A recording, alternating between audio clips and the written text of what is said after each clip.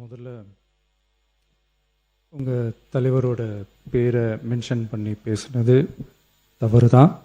அவர் சார்பாக நான் சாரி கேட்டேன்.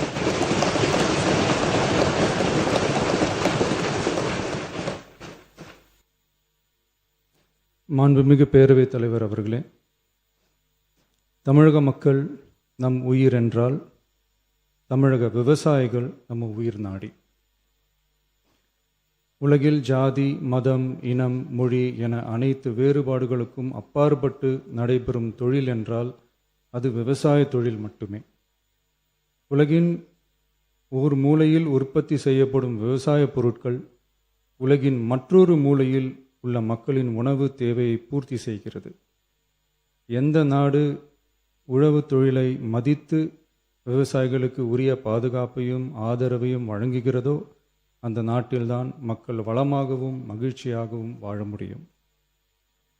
தமிழக வெற்றிக்கழக அரசு பல்வேறு நிதி நெருக்கடிகளின் மத்தியில் ஆட்சி பொறுப்பேற்றாலும் பதவியேற்ற 15 நாட்களுக்குள் விவசாயிகளின் கடன் சுமையை குறைக்க கடந்த 25/5/2026 அன்று குறு சிறு மற்றும் இதர விவசாயிகள் பெற்றிருந்த பயிர்க்கடனில் 50,000 ரூபாய் வரையிலான கடன்களை முழுமையாக தள்ளுபடி செய்ய ஆணை பிறப்பிக்கப்பட்டது.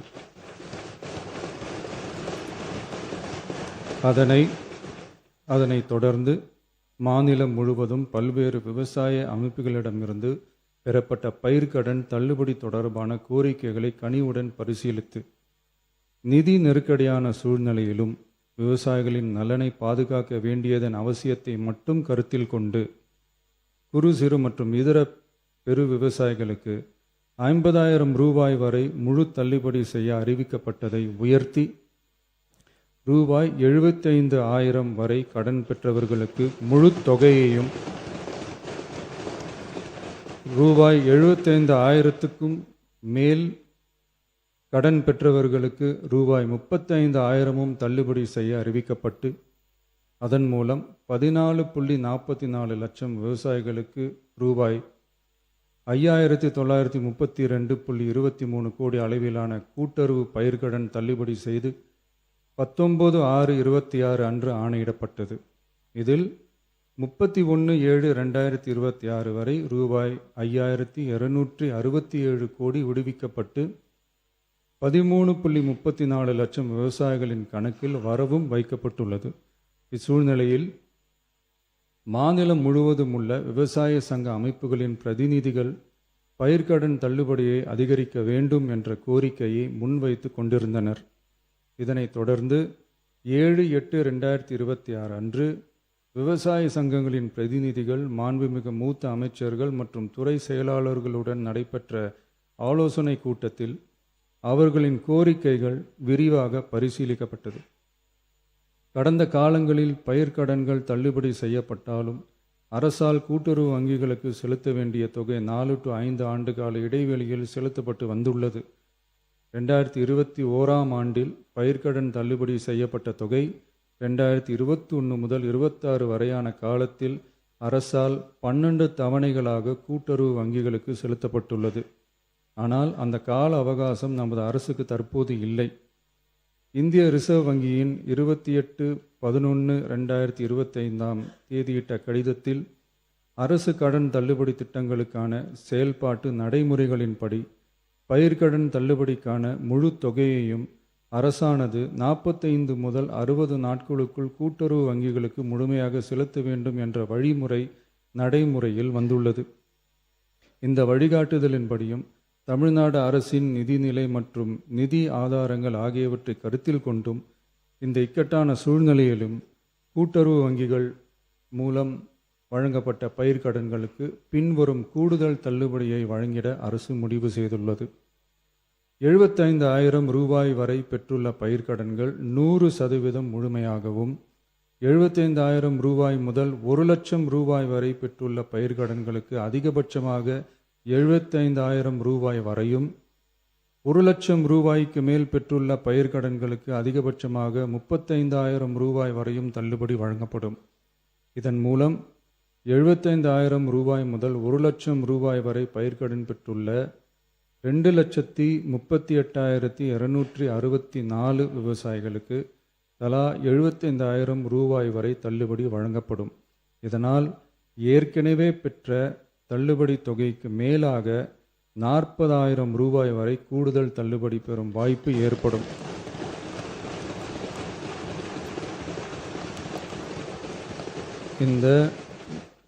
இந்த கூடுதல் பயிர்க்கடன் தள்ளுபடியால் அரசுக்கு சுமார் ரூபாய் 953.06 கோடி கூடுதல் நிதிச்சுமை ஏற்படும். இருந்தாலும் தமிழக விவசாயிகளின் நலனில்தான் நமது நலன் உள்ளது என்று கருதி சுமார்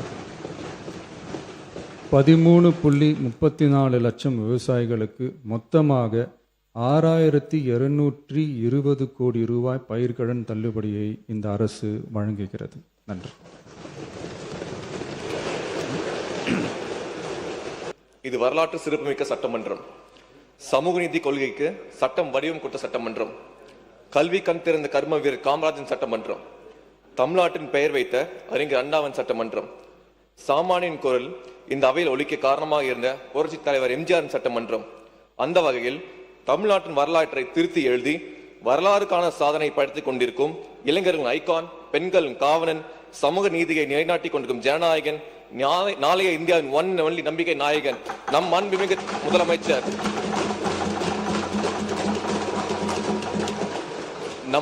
முதலமைச்சர் அண்ணன் சி. ஜோசப் விஜயின் சட்டமன்றமாக மாறியுள்ளது.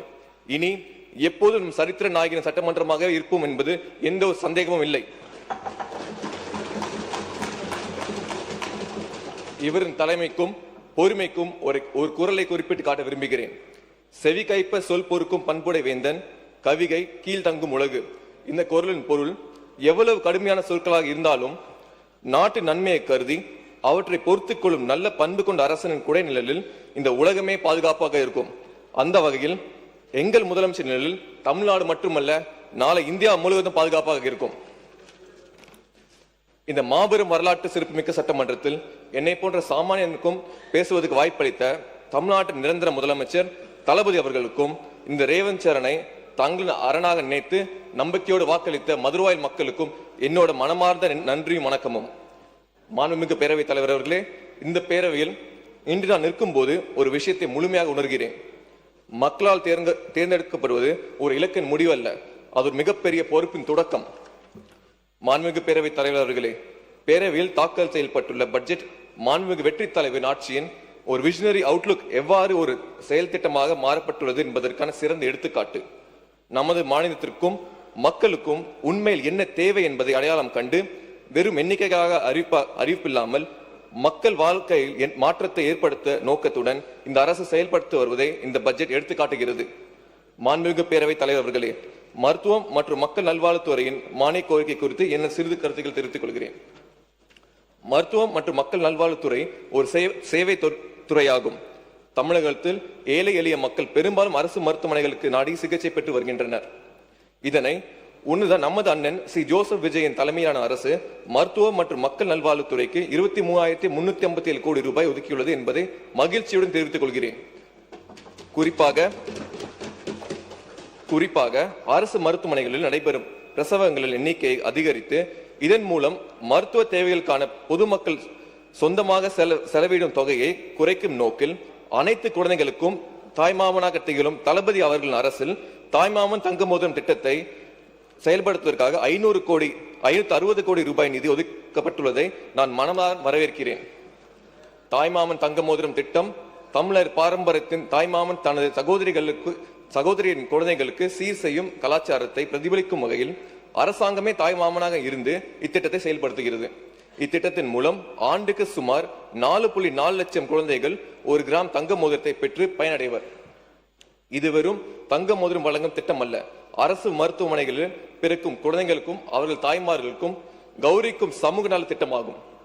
எதிர்கட்சிகள் எல்லாம் இந்த திட்டத்தை ஏதோ கவர்ச்சி உருவாக்கப்பட்ட திட்டம் என்று கூறுகிறார்கள். அவர்களுக்கு ஒரு டேட்டாவை கொடுக்க விரும்புகிறேன். டிரான்ஸ்ஃபார்ம் ரூரல் இந்தியா ஆய்வின்படி எகனாமிக்கல் வைஸ் முழு வளர்ச்சி அடைவதற்கு முன்பே முதியோர்கள் அதிகம் வசிக்கும் நாடாக இந்தியா மாறி வருகிறது என்று தெரிவிக்கப்பட்டுள்ளது. அதாவது 2050 5 பேரில் ஒருவர் முதிராக இருப்பார். கூடிய விரைவில் ஜப்பான் போல் நம் நாடு மாறி விடும் என்ற அபாயம் ஏற்பட்டுள்ளது. குறைந்த பர்த் ரேஷியோ மற்றும் நீண்ட ஆயுள் காரணமாக இச்சமூக அமைப்பு சிக்கலாகி வருகிறது என்பது நிதர்சனம். அதேபோல் தொகுதி டீலிமிட்டேஷன் அநீதி என்பதும் நம் மாநிலத்திற்கு நிகழ உள்ளது. இப்படி பல காரணங்கள் குழந்தை பிறப்பை ஊக்குவிக்க வேண்டிய நிலையை உருவாக்கியுள்ளன. அப்படி இருக்கையில் பிறக்கும் குழந்தைகளுக்கும் தாய்மாமன் சீர் கொடுப்பதால் குழந்தை பிறப்பை ஊக்குவிக்க முடியும் என்பதே ஒரு இயல்பான உண்மை. இந்த அடிப்படை புரிதல் கூட இல்லாத எதிர்கட்சியாக தான் இப்போது இருக்க எதிர்கட்சி இருக்கிறது. அதே போல் மாண்புமிகு பேரவைத் தலைவர் அவர்களே, என் மதுரவாயல் தொகுதியை மாடல் தொகுதியாக மாற்றுவதே என் தலைவர் எனக்கு கொடுத்திருக்க கூடிய ஒரு மிகப்பெரிய டாஸ்க். மதுரவாயல் தொகுதி பொறுத்தவரை பல்வேறு பிரச்சனை இருக்கின்றன. குறிப்பாக பட்டா பிரச்சனை என்பது தொகுதியில் மிக முக்கியமான பிரச்சனையாக இருக்கிறது. மதுரவாயல் தொகுதியில் ஆயிரக்கணக்கான குடும்பங்கள் பட்டா இன்றி வாழ்கின்றனர். ஃபார் எக்ஸாம்பிள், பாரதிதாசன் நகர், லட்சுமி நகர் போன்ற பல்வேறு இடங்களில் Tamil Nadu urban habitat development board சார்பில் ஒதுக்கீடு வழங்கியும் பட்டா இன்னும் வழங்கப்படவில்லை. காமகோட்டி நகர் உட்பட்ட முக்கிய இடங்களில் வீட்டு வசதி வாரியங்கள் என்ஓசி இல்லாதால் பட்டா தடைப்பட்டுள்ளது. தொகுதி முழுவதும் 2182 இடங்களில் பட்டா இன்றி உள்ளன. இந்த நேரத்தில் எங்கள் கொள்கை தலைவர் அண்ணல் அம்பேத்கர் ஒரு கோட்டை சொல்ல விரும்புகிறேன். They must be settled on land so that they may obtain independent means of livelihood, walk with their heads erect and live courageously and fearlessly. அதாவது நிலம் என்பது வெறும் மண் அல்ல, அது மனிதனின் வாழ்வாதாரம், கண்ணியம், சுதந்திரம் என்று அண்ணல் அம்பேத்கர் கூறியுள்ளார். இப்படி நிலம்தான் நமக்கு அடிப்படை உரிமையாக இருக்கிறது. ஆனால் மதுரவாயல் தொகுதியில் பட்டா இன்மையால் மக்களுக்கு குடிநீர், மின்சாரம் போன்ற அடிப்படை வசதி கூட மறுக்கப்பட்டுள்ளன. எனவே மக்கள் சார்பாக நிலுவையில் உள்ள பகுதிகளுக்கு உடனடியாக பட்டா வழங்க வேண்டும் என்றும் கிராமநத்த நிலங்களுக்கு பட்டா வழங்கும்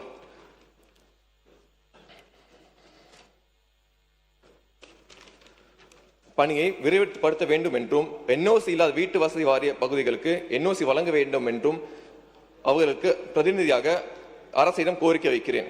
இந்த நிறைவேறினால் தொகுதியில் மட்டும் 10,000க்கு மேற்பட்ட குடும்பம் நேரடியாக பயனடைவார். அடுத்ததாக என் தொகுதியில் உள்ள வானகரம், அடையாளம் பெட்டு மற்றும் ஐயப்பாக்கம் ஆகிய 3 ஊராட்சிகளும் பாப்புலேஷன் கணிசமாக அதிகரித்துள்ளது.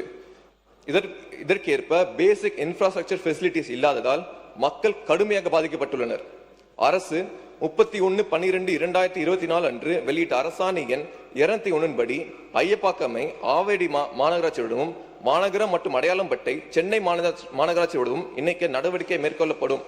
இதுவரை நிறைவேறப்படவில்லை.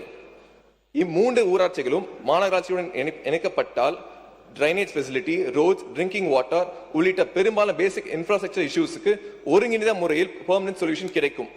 எனவே அரசாணை எண் 201 படி மேற்கொண்ட 3 ஊராட்சிகளையும் சம்பந்தப்பட்ட மாநகராட்சிகளுடன் விரைந்து இணைக்க அரசு நடவடிக்கை எடுக்க தாழ்மையுடன் வலியுறுத்துகிறேன். இறுதியாக மதிப்புக்குரிய பேரவைத் தலைவர்களே, சென்னை ஏர்போர்ட் கத்திபரா வரையிலான பகுதியை கேட்வே ஆஃப் சென்னை என்னும் பெயரில் சென்னை கார்ப்பரேஷன் அழகுபடுத்தி வருவதை இச்சபையின் முன் சுட்டிக்காட்ட விரும்புகிறேன். இதே போன்று என் தொகுதியான மதுரவாயில் அமைந்துள்ள மாநகரம் சந்திப்பு முதல் எம்ஜிஆர் யூனிவர்சிட்டி வரையிலான சாலை பகுதி பிற டிஸ்ட்ரிக்ட்ஸிலிருந்து பிற ஸ்டேட்ஸிலிருந்தும் சென்னைக்குள் நுழையும் முக்கிய நுழைவாயிலாக திகழ்கிறது. எனவே இப்பகுதியை ஒரு அழகிய கேட்வேயாக மாற்றி டூரிஸ்டையும் பொதுமக்களையும் கவரும் வகையில் தமிழர் பாரம்பரியத்தை எடுத்துக்காட்டும் theme paste art installations, decorative street lights, green spaces மற்றும் லேண்ட்ஸ்கேப்பிங் அரேஞ்ச்மெண்ட்ஸ் உருவாக்கப்பட வேண்டும்.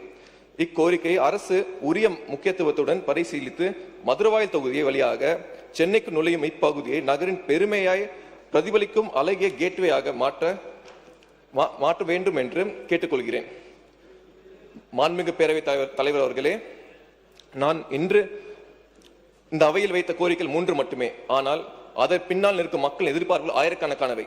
எனவே இன்று இந்த அவையில் நான் ஒரு உறுப்பினராக மட்டும் நிற்கவில்லை, மதுரவாயல் மக்களின் குரலாக நிற்கிறேன். அவர்களின் கனவுகள் பிரதிநிதியாக நிற்கிறேன். அவர்களின் உரிமை கேட்கும் ஒரு காவலாக நிற்கிறேன். என் தலைவன் எனக்கு கொடுத்திருக்க ஒரே முக்கியமான பணியை நான் மறக்கவில்லை. மதுரவாயலை ஒரு மாடல் தொகுதியாக மாற்ற வேண்டும். அந்த வார்த்தையை வெறும் வாக்குறுதியாக நான் பார்க்கவில்லை, அது ஒரு பொறுப்பாக பார்க்கிறேன். நாளை மக்கள் எங்கள் எம்எல்ஏ என்ன செய்தார் என்று கேட்டால் நான் செய்ததை லிஸ்ட் போட விரும்பவில்லை. மதுரவாயலை அதுக்கு சாட்சியாக அமைய வேண்டும். அதுதான் என்னோட கனவு, அதுதான் என்னோட இலக்கு, அதுதான் என் தலைவனுக்கு நான் செலுத்தும் நன்றி கடன். மாண்புமிகு அவைத்தலைவர் அவர்களே, இந்த வரலாற்று சிறப்புமிக்க சட்டமன்றத்தில் இது எனது முதல் பேச்சு. ஆனால் கண்டிப்பாக இது இறுதி பேச்சாக இருக்காது. மக்கள் ஒவ்வொரு கோரிக்கையும் இந்த அவையின் என் குரல் ஒலிக்கும். என் தலைவர் காட்டிய பாதையில் என் கட்சி வழங்கிய கொள்கையில் என்னை நம்பி வாக்களித்த மதுரவாயல் மக்களின் ஆதரவுடன் மதுரவாயலை சென்னை பெஸ்ட் தொகுதியாகவும், சென்னையை இந்தியாவிலே பெஸ்ட் நகரமாகவும், தமிழ்நாட்டை உலகின் முன்னணி மாநிலங்களாகவும் ஒன்றாகவும் உயர்த்துவதற்காக என் வாழ்நாள் முழுவதும் உழைப்பேன் என்று இந்த மாண்புமிகு பேரவையில் உறுதி கூறி இந்த வாய்ப்பளித்ததற்கு நன்றி கூறி அமர்கிறேன். நன்றி, வணக்கம்.